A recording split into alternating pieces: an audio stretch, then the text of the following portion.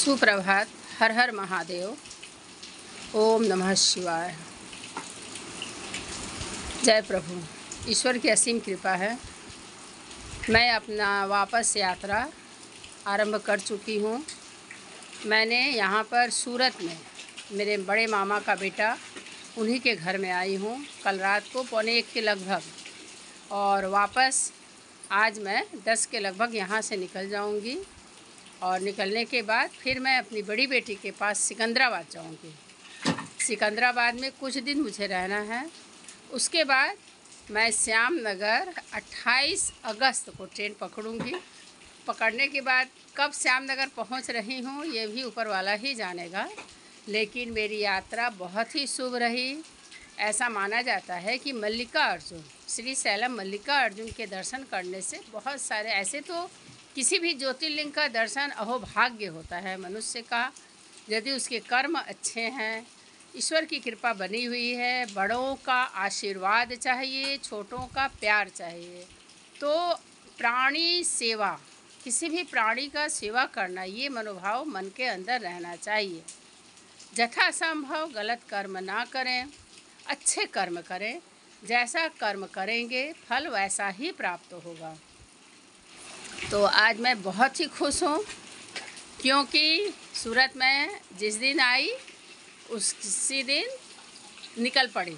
और मामा का बेटा यानी मेरा भाई, प्यारा भाई, जो हो सकता है कि 8-9 वर्ष का होगा, मेरा ननिहाल रामपुर नदी जौनपुर में है। तो मैं अपने माँ के साथ जौनपुर गई थी, वहीं इससे मुलाकात हुआ था।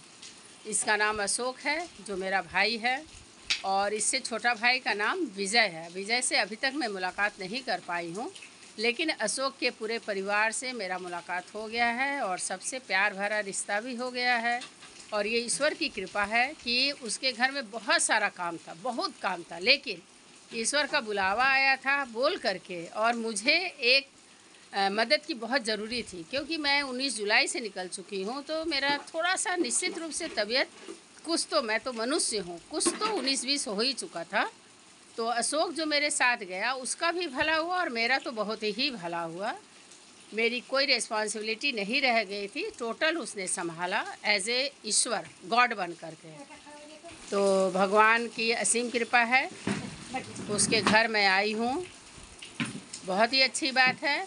इस तरह मेरा 11 ज्योतिर्लिंग ख़त्म हो गया है। ऐसे मैं 12 ही मानती हूँ, क्योंकि उज्जैन में हिंगलाज देवी के मंदिर में बाबा केदारनाथ का भी प्राण प्रतिष्ठा था, और ठीक उसी रूप में था। तो मैंने उसका भी दर्शन किया है।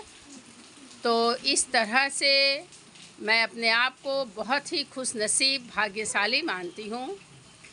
ईश्वर ने मुझे जो कुछ दिया, मुझे संतोष है। संतोषम परमम सुखम। भविष्य के लिए ज़रूर हम सोचेंगे, तैयारी भी करेंगे, जितना मुझसे संभव है, जितना हमसे संभव है। चेष्टा हमारे हाथ में है, कर्म हमारे हाथ में है। श्री कृष्ण भगवान जी का भी यही कहना है कि कर्म करते जाओ। कर्म अच्छे होंगे तो फल अच्छा मिलेगा, कर्म बुरे होंगे तो बुरा नतीजा मिलेगा। यदि अपने भविष्य को अच्छा उज्जवल देखना है, अपना भार तो अपने संभालना ही है। जिस घर में हमारा जन्म हुआ वहाँ हमारी कुछ ड्यूटी बनती है, कर्तव्य बनता है। तो उस कर्तव्य को निभाने के लिए हमें अपने समय का सदुपयोग करना है, व्यर्थ में समय को गंवाना नहीं है। ईश्वर तो है ही, हमारे साथ भी ईश्वर है, लेकिन साक्षात ईश्वर हमारे माँ पिताजी है, जिन्होंने मुझे इस धरती पर लाया और पाल पोस करके मुझे बड़ा किया। तो ये मेरा कर्तव्य होना चाहिए कि पहली सेवा हमारे माँ पिताजी से का करना है। हमारे साथ जो हमारे भाई बहन हैं, उनका भी कम मेहरबानी नहीं होती है। तो अपने परिवार में, घर में शांति बनाए रखना है। ओम शांति। ये लेक्चर तो बहुत दे सकती हूँ, लेकिन इतना ही मैं ख़त्म कर रही हूँ। ओम नमः शिवाय। ओम शांति, ओम शांति, ओम शांति।